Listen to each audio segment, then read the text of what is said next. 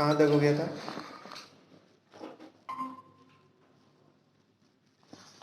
कहाँ तक हो गया था? Good afternoon. बताओ। Mass defect. Good afternoon.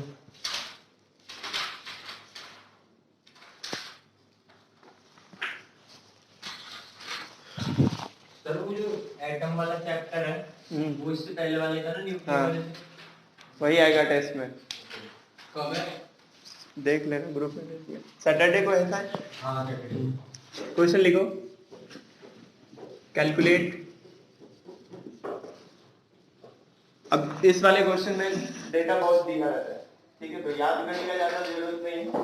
एक तो क्वेश्चन जो चैप्टर होता है उसके स्टार्टिंग में बहुत कुछ मिलता है, ठीक है, जो मतलब जो पेपर तुम लोग को मिलेगा उसके फर्स्ट पेज में लिखा होता है बहुत कुछ, उससे पिक करना होता है, और जो क्वेश्चन होता है उसमें भी लिखा होता है। तो ऐसा परेशान नहीं होना है कि ये दिया रहेगा नहीं दिया रहेगा, वहां पे सारा कुछ अवेलेबल होता है पहले से, बस तुम्हें करेक्ट वैल्यू को पुट करना है और थोड़ा ध्यान रखना है सब्ट्रैक्ट वगैरह अच्छे से करना है। ऐसा नहीं कि हम डेसिमल के बाद 2 जीरो तक नहीं देखना है, जितना गिवन होगा उतना देखना है, ठीक है। कभी कभी सिग्निफिकेंट फिगर का यूज होता है जो तुम लोगों ने क्लास 11 में पढ़ा है, बहुत ज्यादा यूज नहीं है, ठीक है, तो ये ध्यान रखना है। Calculate the binding energy, calculate the binding energy of an alpha particle. ये लिख लो, अभी बाइंडिंग एनर्जी पढ़ाया नहीं है। Calculate the mass defect of an alpha particle, ठीक है। इसमें गिवन है क्वेश्चन में मास ऑफ प्रोटॉन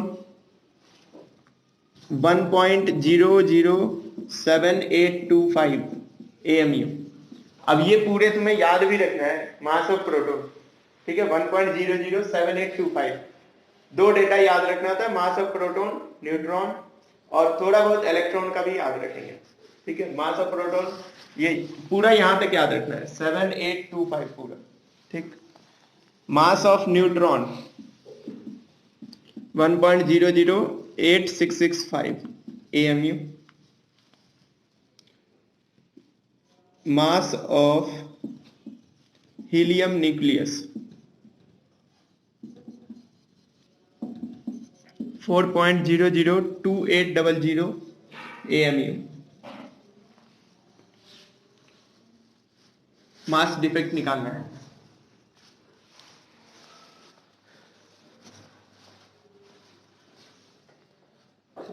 निकाल।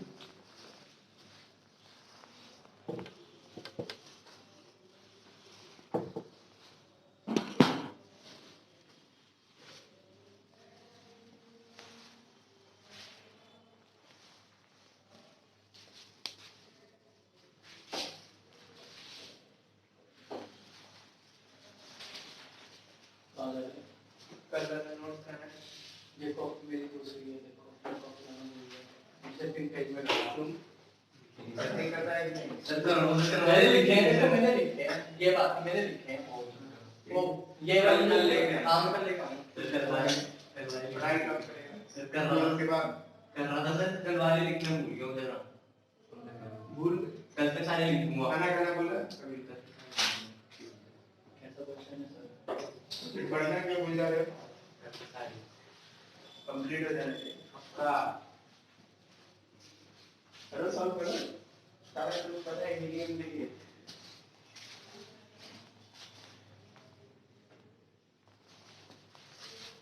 हीलियम में कितने प्रोटॉन होते हैं और कितने न्यूट्रॉन होते हैं? दो प्रोटॉन, दो न्यूट्रॉन।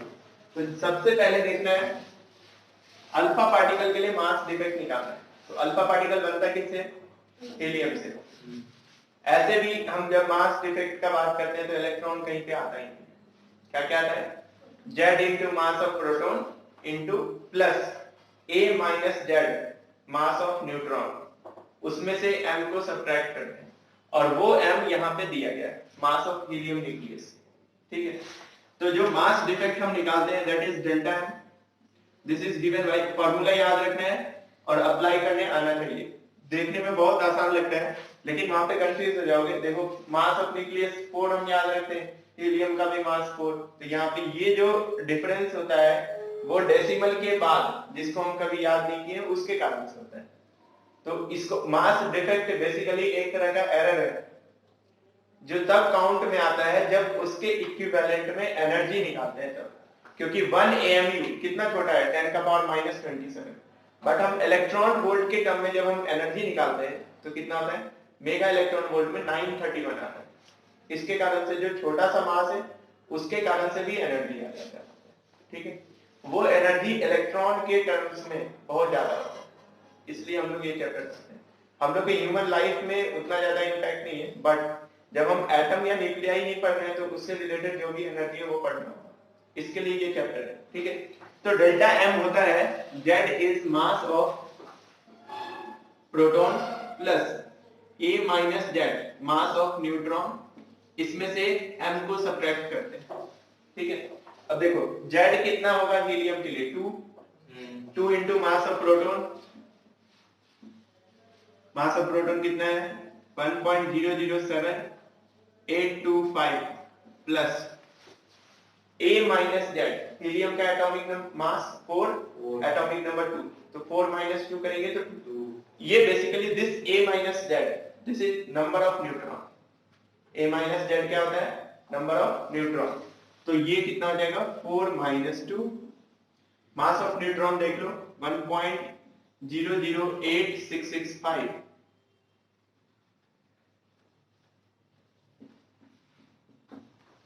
माइनस करेंगे इसमें से किसको, 4.002800। अब ये क्वेश्चन पूछता है तो सब्ट्रैक्ट, डिवाइड, एडिशन और सब्ट्रैक्शन अच्छे से आना चाहिए। इसको सॉल्व करके आंसर निकालो कितना आएगा, जो आंसर आएगा वो AMU में आएगा, ठीक है, क्योंकि सारा यूनिट AMU में पुट कर रहे हैं।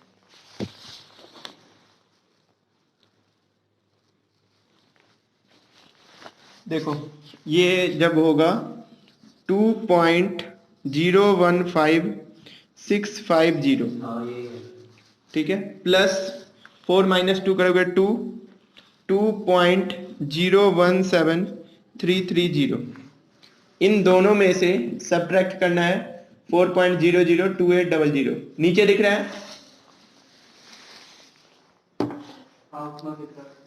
ठीक है। इसको आगे चाहो तो डेल्टा एम जो आएगा यहां से वो आएगा 0.030180 AMU, 0.030180 AMU। तो कोई भी एटम आएगा, हीलियम एटम आ गया, अल्फा पार्टिकल आ गया, या कुछ भी आता है, तो हम किसका ध्यान रखेंगे यहाँ पे, बस कि हम ये वाला टर्म सही से लिख सके, जेड और A माइनस जेड, ये हम लोग को याद रखना है। जैसे मान लो सोडियम आएगा तो सोडियम एटम का जेड कितना होता है बताओ, सोडियम जेड होता क्या है 11, जैसे हाँ मतलब नंबर उसका जेड होता है, हाइड्रोजन का ठीक है, तो 11। और A माइनस जेड करेंगे तो कितना आएगा बताओ, A माइनस जेड सोडियम के लिए कितना आएगा 12 आ जाएगा, ठीक है। तो किस, ये तुम लोग का बेसिक फंडामेंटल चेक होता है, बस इसमें मल्टीप्लाई करने तो आता ही है। इसको अगर मान लो एग्जाम में क्वेश्चन आएगा तो और एकदम अच्छे से कर लेना कि मल्टीप्लाई वगैरह गलत नहीं है, क्योंकि आंसर देखो क्या आ रहा है 0.030180, पूरा लिखोगे तभी मार्क्स मिलेगा, क्योंकि ये तो बचपन का चीज है, सब्ट्रैक्ट एडिशन करना, बस यही पुट करना होता है वहां पे। फॉर्मूला याद हो गया होगा डेल्टा एम का, Z mass of proton, A minus Z mass of neutron minus mass of nucleus, ठीक है। इसको तुम ऐसे भी समझ सकते हो, जेड मतलब क्या है, नंबर ऑफ प्रोटॉन को मास ऑफ प्रोटॉन से मल्टीप्लाई करते हैं, और A माइनस जेड क्या है, नंबर ऑफ न्यूट्रॉन को मास ऑफ न्यूट्रॉन से मल्टीप्लाई करते हैं, और इनका जो एडिशन है इसमें से मास ऑफ न्यूक्लियस को घटा देते हैं, ठीक है। तो ये वाला टर्म ज्यादा होता है इससे, इसलिए इसमें से इसको घटाते हैं, और डेल्टा एम मतलब स्मॉल होता है डेल्टा, ठीक है, तो देखो वो स्मॉल आता नहीं, ठीक है, समझ में आ गया। नेक्स्ट लिखो,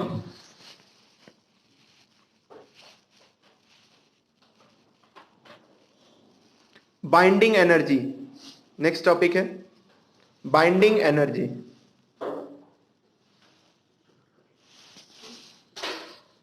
बाइंडिंग एनर्जी में लिखो the energy equivalence of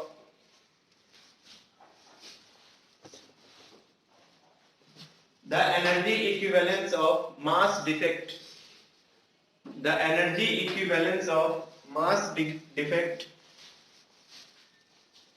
the energy equivalence of mass defect is known as binding energy, is known as binding energy।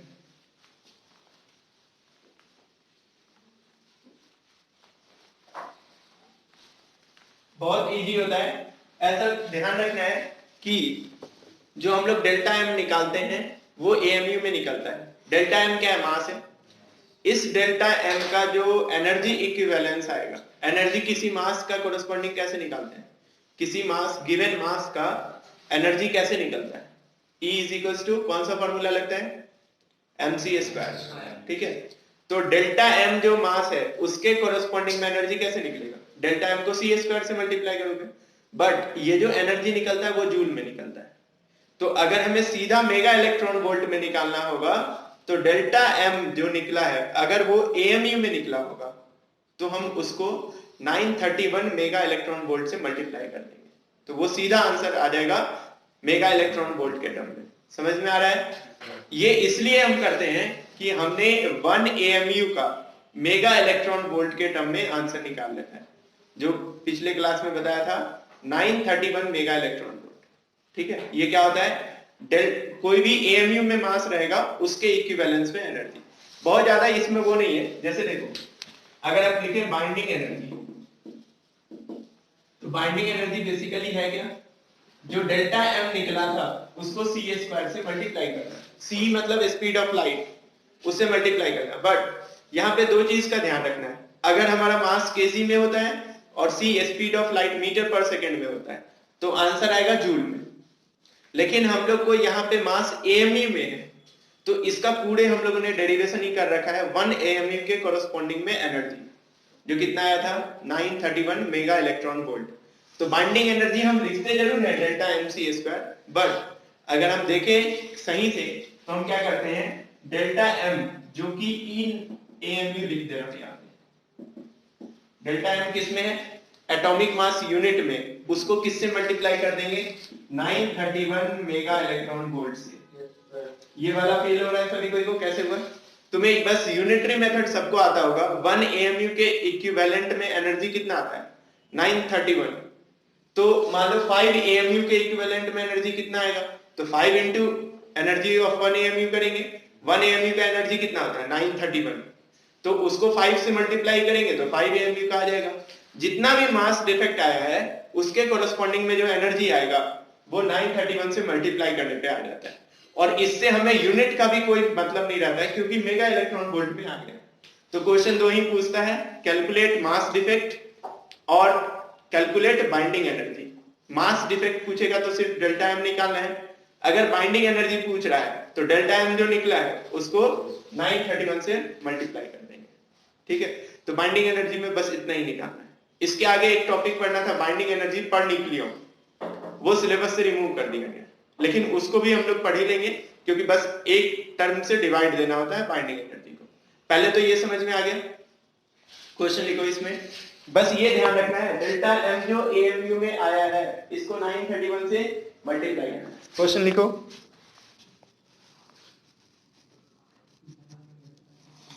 Question है कैलकुलेट बाइंडिंग एनर्जी, बीई लिख रहा हूं, बीई मतलब binding energy of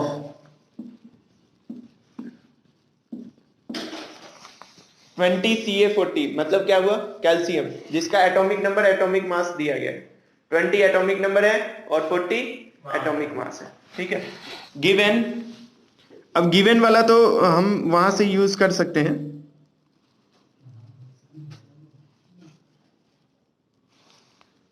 mass of 2040 Ca is equals to 39.962589 AMU। बाकी mass of proton दिया रहेगा 1.007825, mass of neutron दिया रहेगा 1.008665। ये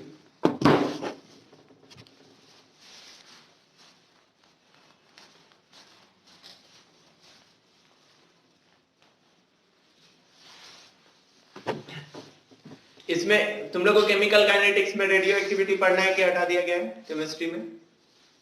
केमिकल काइनेटिक्स चैप्टर नंबर कौन सा कितना है? हट गया सर। केमिकल काइनेटिक्स है कि नहीं? कौन सा चैप्टर है केमिकल काइनेटिक्स? तुम लोग से अच्छा तो वो है जो ऑनलाइन नहीं पढ़ा है। कम से कम उसको बोल तो सकता है मेरे यहाँ इंटरनेट कनेक्टिविटी नहीं था, नहीं पढ़ पाया। जैसे कश्मीर में ध्यान ही नहीं दिया उस पे। केमिकल काइनेटिक्स थोड़ी हटा है।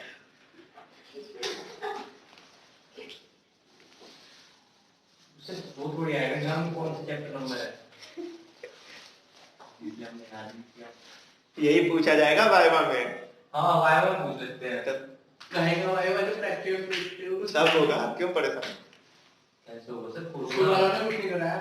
अगर तुमसे यही बात पूछा जाएगा किस बात का रिजल्ट चाहिए जब पढ़ाई ही नहीं हुआ है, तो मान जाओगे? नहीं, वो पूछेंगे 85% कैसे आया, आप जल्दी में क्या बोलेगा? हमारे दो चलो हमारे दो सर हैं चलो इसको सॉल्व कर लो। ये दिया रहेगा, ये जीरो नहीं दिया रहेगा तो कोई नहीं निकाल सकता है, मास डिफेक्ट भी नहीं निकाल पाओगे। ये दोनों याद करने का है, mass of proton, mass of neutron. Mass of the atom जिसका मास डिफेक्ट निकालना है उसका न्यूक्लियस का मास दिया रहेगा।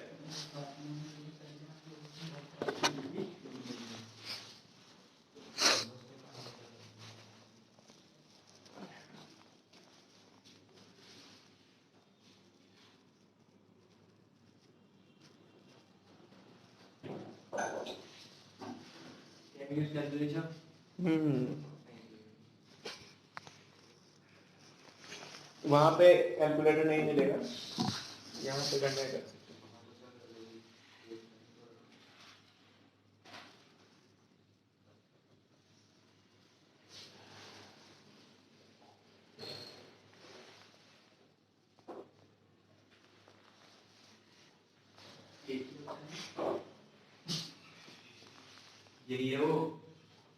ये भी चले जाएगा तब तक हो गया। ठीक है, अगर रिकॉर्डिंग इधर से वो भी चले जाए, रिकॉर्डिंग बंद हो जाए तो बता देना, फिर मैं अपने कैमरा का रिकॉर्डिंग ऑन करूँ। ठीक है, होता है कभी कभी नेट वगैरह नहीं चल रहा है। इतने दिन से हम भी कर रहे हैं, विदिशा पकड़नी थी तो हमारा नेट नहीं चल रहा था, रिकॉर्डिंग हाँ पढ़ती है बेटा, तुम्हारी पढ़ती है। ये बोलने से अच्छा खुद पढ़ लो थोड़ा, इसके कारण ऑनलाइन के कारण से बस तुम लोग मान लो ऐसा मम्मी भी करता है तुम्हारा। ठीक है, अब तो सिलेबस कंप्लीट हो रहा है, अब तो पढ़ लो। नवंबर कंप्लीट हो गया, 7-8 महीना हो गया लॉकडाउन का। वही तो दिसंबर जनवरी फरवरी तुम 3 मंथ अच्छे से पढ़ लो। दोबारा लॉकडाउन आएगा क्या? दोबारा आने वाला है, मजा आ जाएगा। वो वाला मजा नहीं आएगा जो पिछले बार आया। डाल गोला कॉफी हो गया सर, हो गया। देखो ये सब क्वेश्चन एकदम मार्क्स दे के जाता है, अगर आगे एग्जाम में तब तो मार्क्स एकदम दे के जाएगा, इसमें बस कैलकुलेशन करना होता है। और ये क्वेश्चन इसीलिए दिया जाता है कि तुम्हें अगर पता है तो तुम सॉल्व करके 3 मार्क्स या 2 मार्क्स का क्वेश्चन होता है। ऐसा तो है नहीं कि इस चैप्टर से कुछ भी नहीं पूछेगा, पूछना तो है ही, और वही पूछेगा जो सिलेबस में है। तो सिलेबस में बहुत ज्यादा चीज है नहीं। हाँ, पहले रेडियो एक्टिविटी से बहुत कुछ पूछ लिया जाता था, अब वो सिलेबस से हटाने का मतलब है तुम्हें बेनिफिट होगा। ठीक है, उसमें कैलकुलेशन वाला भी बहुत ज्यादा पार्ट था, तो वो हटा के एक अच्छा काम है। देखो यहाँ पे जब हम कैल्शियम का बात कर रहे हैं तो शांत हो जाओ, डेल्टा एम कैसे निकलेगा? Z mass of proton plus A minus Z. तो देखो यहाँ पे 40 माइनस 20 का तो 20 और ये भी 20, तो इसको सॉल्व करने का कोशिश करते हैं। देखो 20 mass of proton plus 20 mass of neutron, कैसे कर रहे हैं? Z mass of proton, Z वही होता है जो नीचे लिखा होता है, ठीक है, z mass of proton plus a minus z mass of neutron, minus करेंगे m को, तो यहां से कॉमन ले लेंगे 20 mass of proton plus mass of neutron minus m, यहां से 20 mass of proton plus mass of neutron करोगे तो इन दोनों को ऐड कर लो और उसमें से ये सब ऐड कर लेना, 39.962258, ठीक है।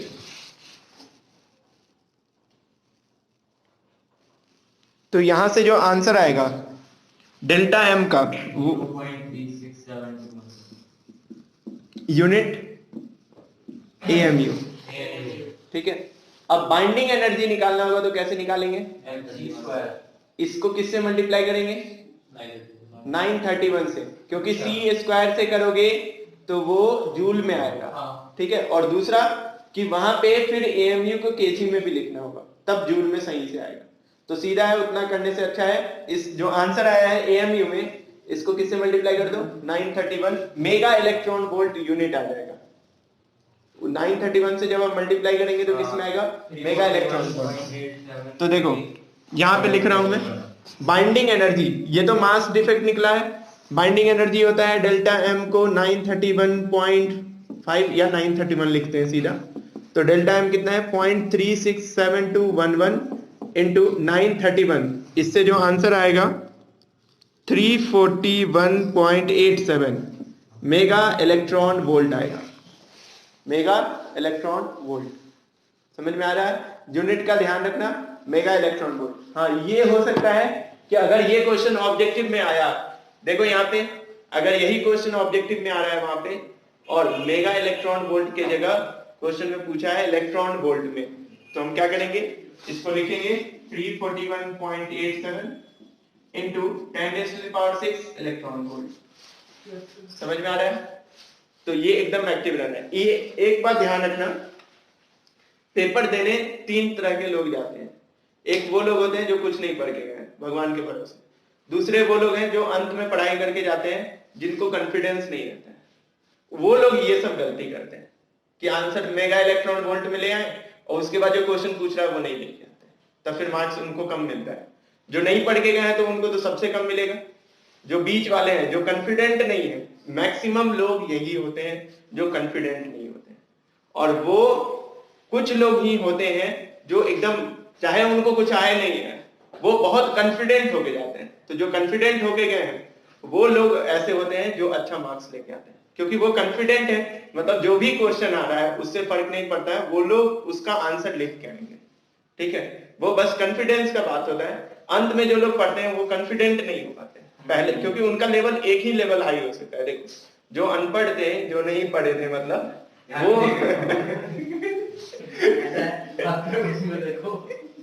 ठीक है, जो अनपढ़ थे वो अब पढ़ने लगे तो एक ही लेवल राइज था, ठीक है। और जो पढ़ने वाले थे वो कॉन्फिडेंट होते हैं, लेकिन एक से सीधा बीच वाले लेवल।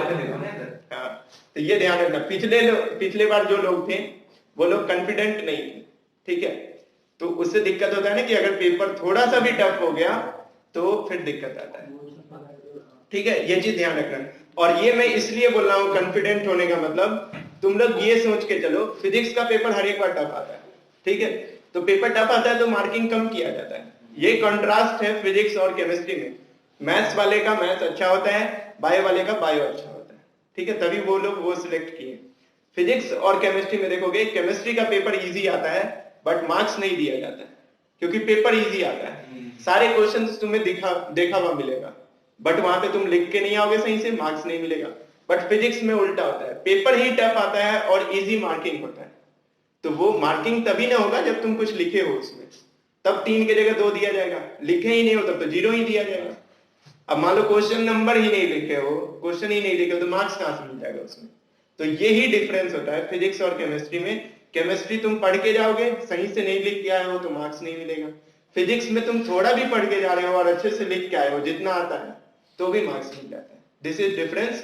यहीं पे जो लोग अच्छे से मेहनत करके जाते हैं फिजिक्स में, उनका कई बार होता है फिजिक्स में मार्क्स ज्यादा आ जाता है और केमिस्ट्री में डाउन हो जाता है। मार्क्स इंक्रीज दो ही सब्जेक्ट करता है, एक फिजिकल एजुकेशन और एक वो इंग्लिश। अब कुछ लोग का इंग्लिश में भी 100 में 80 आता है, तो भाई जब इंग्लिश में 80 आ रहा है तो फिजिक्स केमिस्ट्री में और नीचे जाओगे तो परसेंटेज डिक्रीज होगा। यहीं पे गर्ल्स लोग का होता है फिजिकल एजुकेशन और इंग्लिश में मार्क्स आ जाता है, तो उन लोग का परसेंटेज डिसेंट सुनने लायक हो जाता है। ठीक है, तो दिस इज डिफरेंस, इसको तुम लोग ध्यान में रखो अच्छे से बस। ठीक है, ठीक है। नहीं इसका वो नहीं है।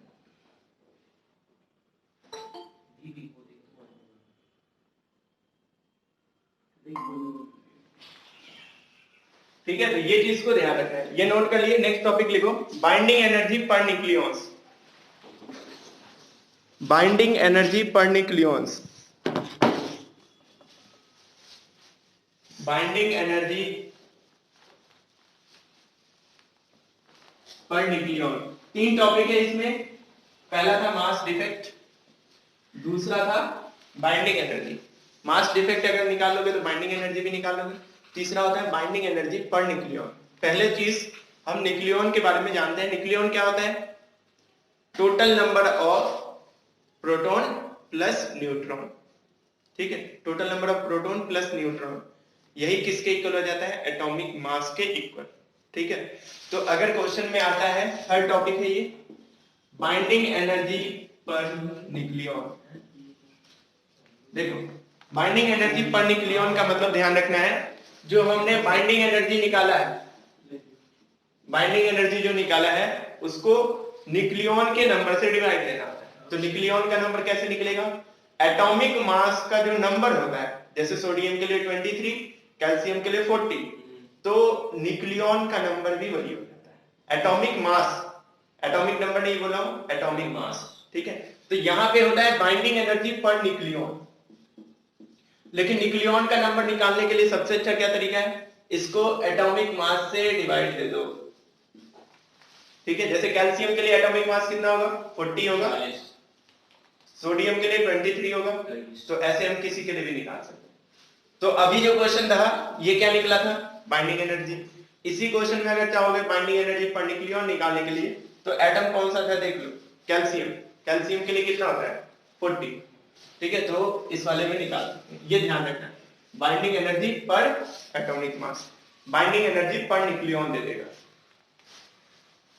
इसको नोट कर लो, इसी में लिख लो, in the above question, next question लिख लो, in the above question find binding energy per nucleon. Question लिखो, बाइंडिंग एनर्जी पर न्यूक्लियॉन किसके लिए? तो कैल्शियम है ऊपर वाले क्वेश्चन में।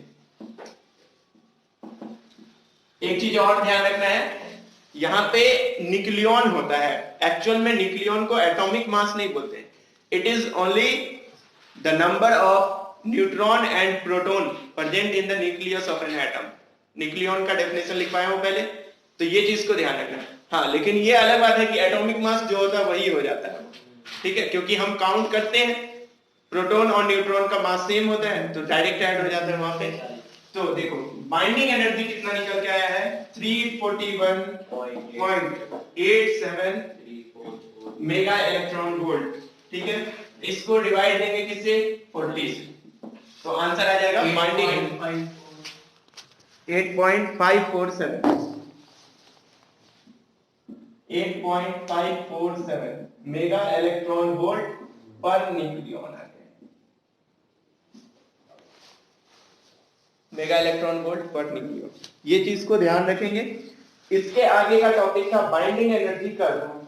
ठीक है, वो रिमूव कर दिया गया। ठीक, इसके बाद था रेडियो एक्टिविटी, उसको भी रिमूव किया गया, पर न्यूक्लियर फिजन और फ्यूजन ये दोनों टॉपिक पढ़ना है। ठीक है, क्वेश्चन लिखो पहले, calculate binding energy per nucleon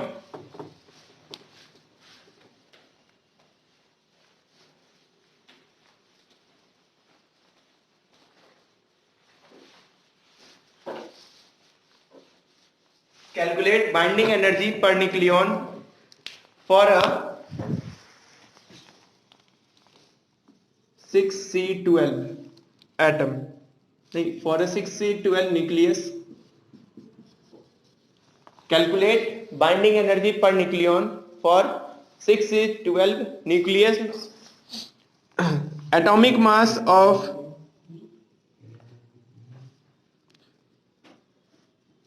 (6C12) का जो एटॉमिक मास है वो एग्जैक्ट 12 AMU है। Mass of proton 1.007825 AMU। Mass of neutron 1.008665 AMU। ठीक है, इसमें ध्यान रखना है कि कार्बन का जो मास होता है न्यूक्लियन का, न्यूक्लियस का, वो एग्जैक्ट 12 है। इसीलिए हम लोग AMU का डेफिनेशन में इट इज 1/12 ऑफ C12 इसीलिए करते हैं, क्योंकि ये सबसे ज्यादा परफेक्ट है। इससे पहले ऑक्सीजन किया जाता था, उससे पहले हाइड्रोजन किया जाता था, वो दोनों परफेक्ट नहीं बैठता, ये परफेक्ट है। इसको सॉल्व करो, क्या निकालना है? Binding energy per nucleon. उसके लिए तुम्हें तीनों चीज निकालना होगा।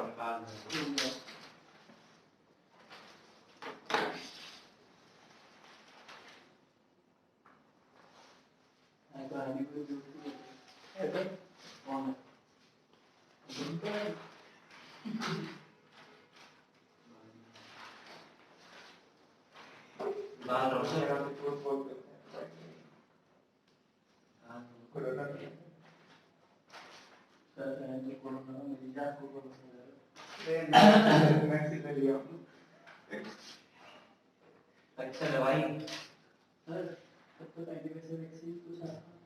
तुम लोग का एग्जाम हो जाएगा वैसे करके।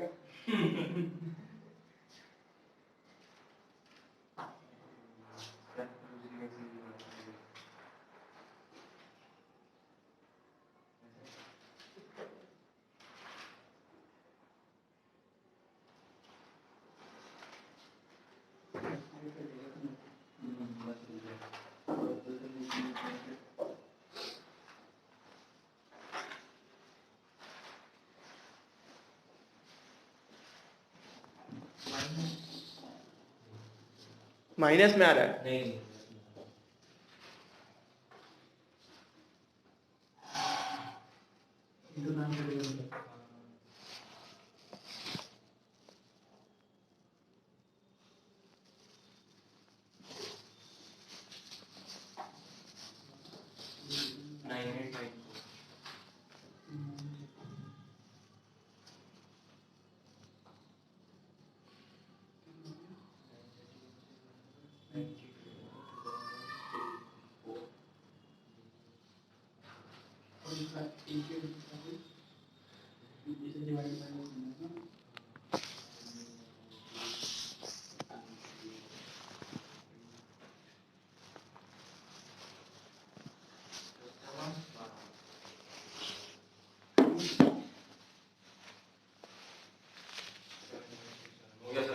हो गया। इसमें देखना, सभी लोग अपने स्कूल के नोट्स में से देखना, जो भी टीचर तुम लोगों को पढ़ाते हैं, देखेंगे कभी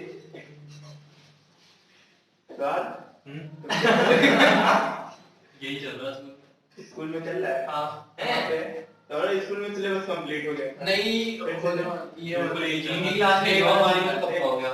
सेम चल रहा है। तो कब का हो गया तो ये बता दो, इसमें आगे क्या क्या पढ़ाया गया? वही होएगा विजन वाला। विजन इसलिए मैं पूछ रहा हूँ कि रेडियो एक्टिविटी पढ़ाने के बाद फ्यूजन नहीं, पढ़ाने के बाद फ्यूजन को पढ़ाया नहीं जा सकता है। या तो मैं पढ़ाऊंगा तो पूरे पढ़ाऊंगा रेडियो एक्टिविटी, मतलब रेडियो एक्टिविटी में बताया जाता है अल्फा बीटा और गामा के कारण से ही वो होता है न्यूक्लियर फ्यूजन या फ्यूजन। अब मैं उसको नहीं पढ़ाऊंगा अल्फा बीटा गामा, तो ये कैसे पढ़ाऊंगा? या तो सिलेबस के एक्स्ट्रा पढ़ा, या फिर ये इसलिए पूछना चाहे। बाकी पढ़ाने में तो अल्फा बीटा गामा भी पढ़ा। देखो इसका आंसर आ गया। इसमें तीन काम करना है, एक तो डेल्टा एम निकलेगा, फिर बाइंडिंग एनर्जी कैसे निकलेगा 931 से मल्टीप्लाई करके, उसके बाद कार्बन का न्यूक्लियन नंबर कितना होता है 12, उसे डिवाइड दे देंगे तो आंसर आ जाएगा। लिखो नेक्स्ट टॉपिक, लिखो रेडिएशन। शांत हो जाओ, लिखो नेक्स्ट टॉपिक रेडिएशन। ठीक है, रेडिएशन में लिखो there are 3 types of radiation. पहला लिखो अल्फा रेडिएशन,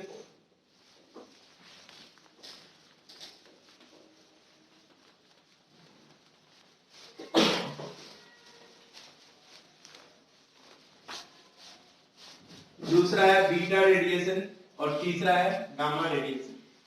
ऐसे करके लिख लेना। देखो रेडिएशन में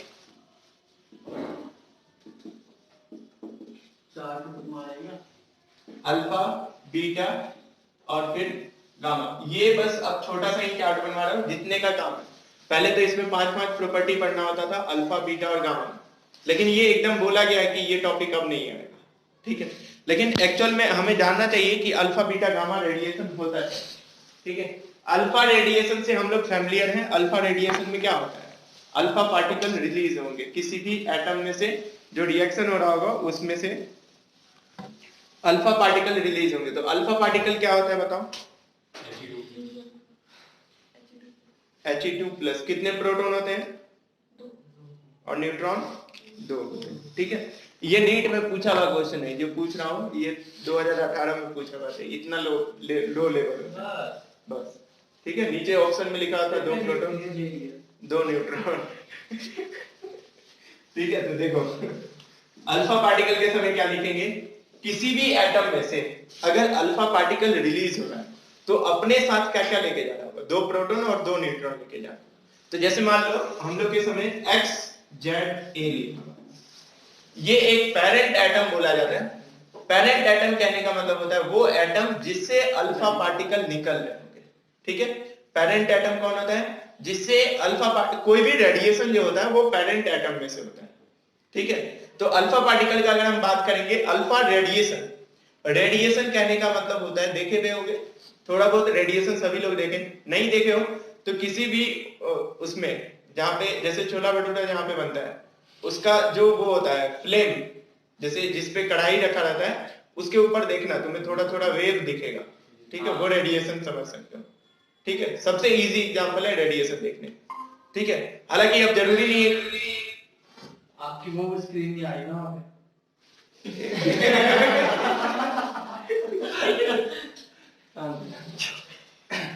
उसको हटाओ, रिमूव करो वहां से, नहीं तो फिर आवाज आएगा। नहीं वो कर देंगे। AZX ये पेरेंट एटम होता है, इससे अल्फा पार्टिकल निकल रहा है। तो इससे जब निकलेगा अल्फा पार्टिकल, तो अल्फा पार्टिकल अपने साथ क्या लेके जाएगा? 2 प्रोटॉन लेके जाएगा और 2 न्यूट्रॉन। तो 2 प्रोटॉन और 2 न्यूट्रॉन। तो देखो ध्यान से, जेड में कितने का डिक्रीज होगा बताओ? जेड में डिक्रीमेंट होगा कि नहीं होगा? पहले तो ये बताओ। नहीं होगा। अगर होगा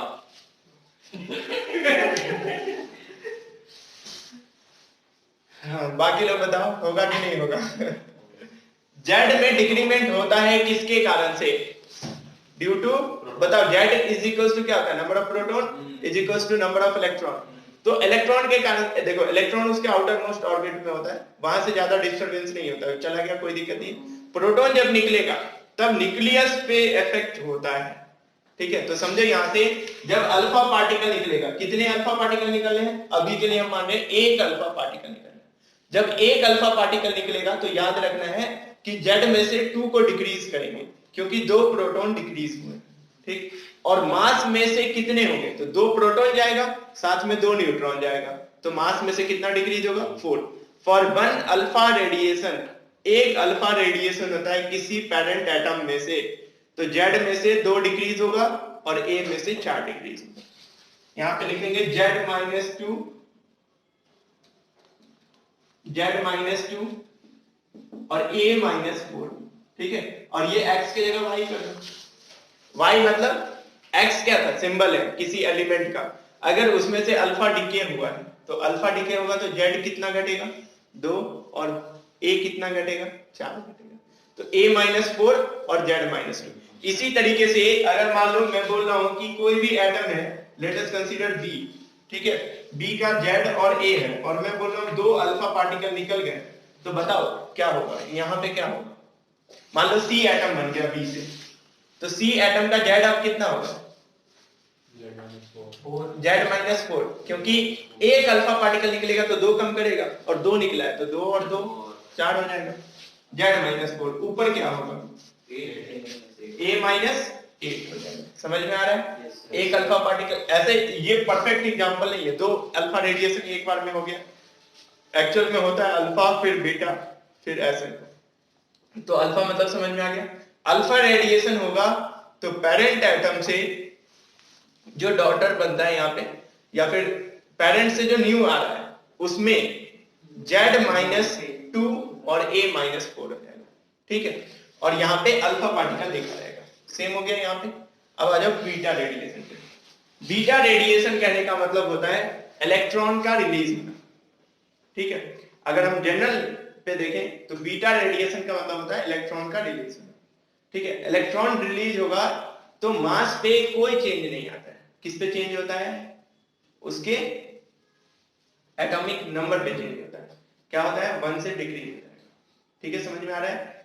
जेड पे इफेक्ट होगा बट ए पे इफेक्ट नहीं होगा। तो बीटा रेडिएशन में लिख लो, बीटा रेडिएशन में अगर कहीं पे बीटा रेडिएशन हो रहा है, मान लो एक्स जेड ए है और बीटा रेडिएशन हो गया तो ए ऐसे ही रहेगा, यहाँ पे y लिख दे रहा हूं मैं और यहाँ पे z-1 लिख दे रहा हूं।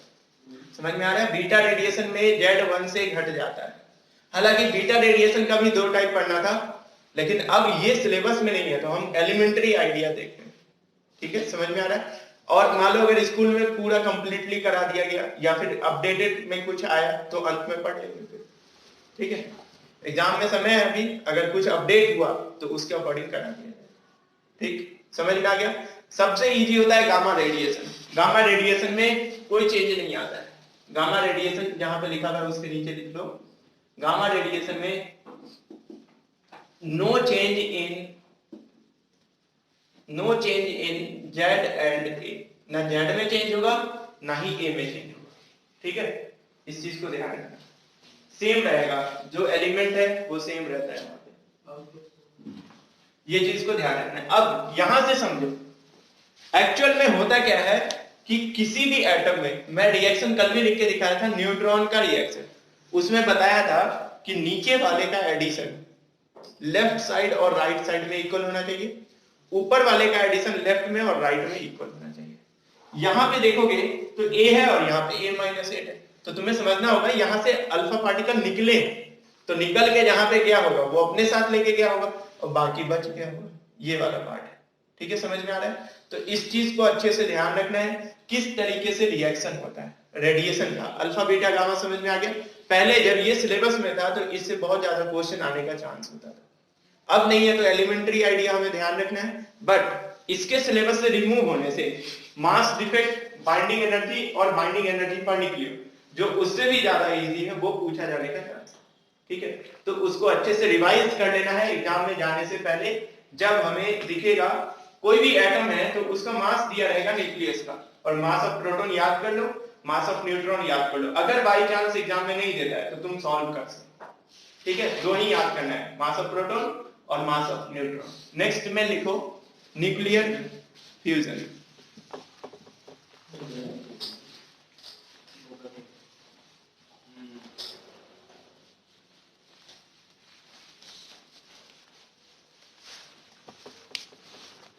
न्यूक्लियर फ्यूजन में लिखेंगे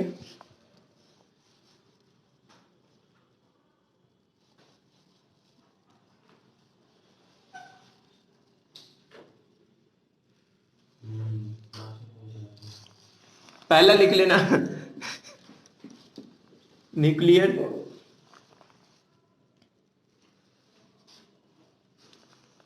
फ्यूजन क्या होता है बताओ? फ्यूजन में बोलो सबसे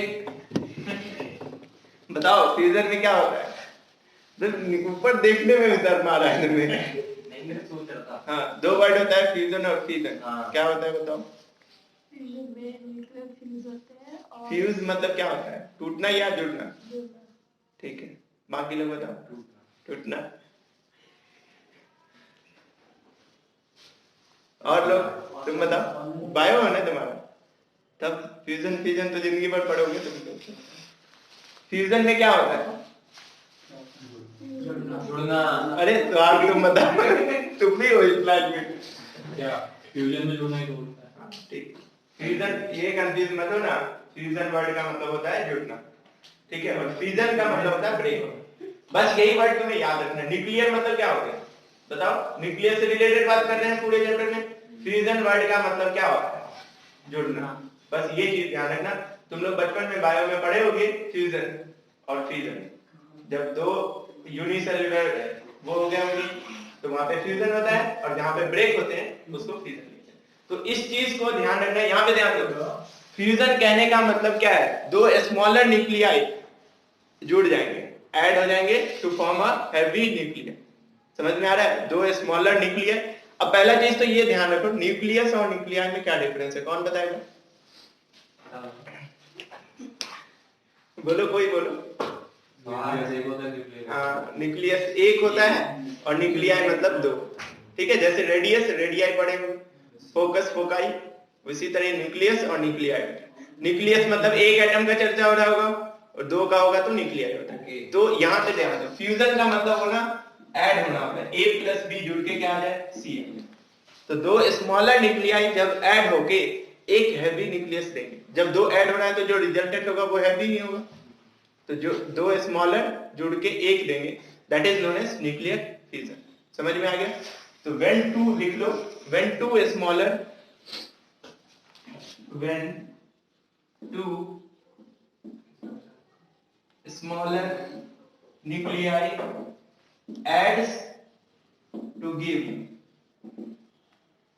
heavy nucleus, heavy nucleus to form होगा, या to give लिख लो, कुछ भी लिख सकते।